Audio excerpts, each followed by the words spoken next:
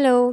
Ngayon ipapakita naman natin kung paano natin ino-organize o i-organize ang ating mga files dito sa Drive. Open muna natin yung ating Drive. Or pwede din naman i-type mo siya dito sa may address bar, google.com/drive. Ayan yung Drive ko. So lahat ng ginagawa natin o ino-open natin kay Google, lahat yan ay napupunta dito sa ating Drive o sa ating Google Drive. Okay? So, ayan lahat ng mga files na ginawa ko o inopen ko. Ang ating Google Drive o personal account ng Google Drive ay meron siyang 15 gig na memory o storage. Ito siya.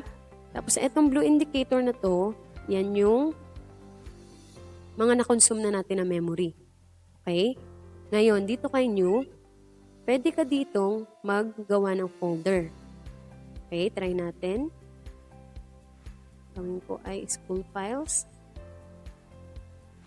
Ayan na siya. Dito ulit kay new, pwede ka rin ditong mag-upload. Okay, mag-upload lang ako ng files. Punta lang ako kay desktop. Okay, ito si PDF. Ayan. Okay na siya. Saan na siya napunta? Ayan, ito na siya. Okay, dito pa rin kay new, pwede ka din ditong mag-upload ng isang folder.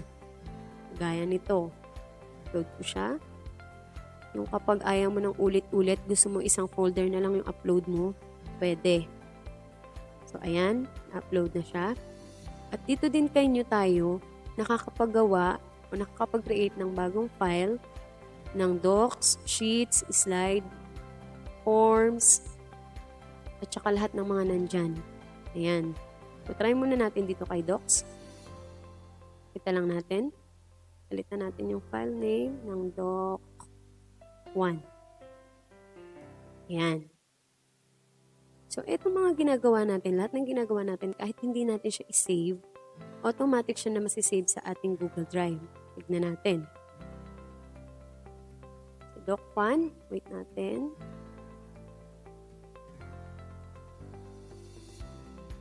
Refresh ko na lang.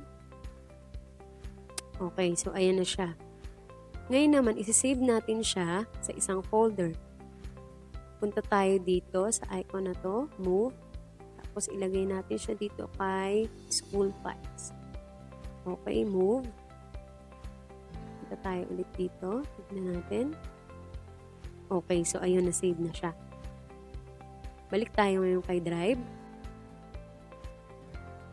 Dito naman kay shared with me, yung mga files na shinare mo o shinare sa'yo. So, dito siya lahat lalabas. So, etong ganitong icon, ayan, pansinin nyo, meron siyang tao sa loob ng folder. Ibig sabihin niya, naka-shared folder siya. Okay, paano naman kapag ako mag-share ng files? Balik tayo kay Drive. Kunwari, eto, i-share ko siya. Click nyo lang siya, kailangan naka-highlight. Ayan, tapos dito sa icon na to, click lang natin. Kapag lahat ng may link gusto mong ma-open, change to anyone with the link. Yan. Tapos, yan dapat ang lalabas. Anyone with the link. Tapos dito, pwede kang pumili kung viewer, commenter, o editor. Dito sa viewer, pwede lang nilang ma-open. Dito sa commenter, pwede silang mag-comment. At dito sa editor, pwede din nilang galawin yung file mo. So, kapag okay ka na dyan, click mo yan. Pag naman ayaw mo siyang ma-open ang lahat ng makakakuha ng link, i-restricted mo siya. Ilalagay mo dito ngayon yung email address ng pag-sharean mo para siya lang ang makaka-open ng file mo. Okay? So, okay na yun. Tapos naman, kapag gusto nating mag-move ng mga files natin sa isang folder, kunwari ito, click ko lang siya, right-click lang, tapos move to dun sa ginawa kong folder, school files. Ayan. Para malinis yung drive mo, i-move mo siya lahat sa mga folder na gusto mo. So, meron din tayo ditong search bar. Ayan, kapag gusto nating hanapin yung file name ng ating mga files, type nyo lang siya dyan. Pwede rin natin ditong palitan ang view ng ating mga files. Pwedeng nakalist. Yan, pwede mo ring ibalik ulit na naka-grid. Okay? Tapos dito naman sa icon na to, ito si recent, yan yung mga latest mong inopen. Dito naman kay starred, yan yung mga nilagyan naman ng star. Sige, try natin mag-star. Kunwari, ito. So, i-right click ko lang siya. Tapos lalagyanan ko siya ng add to start. Ayan. Balik tayo kay start. Ayan na siya. Parang ano lang si start para lang siyang bookmark.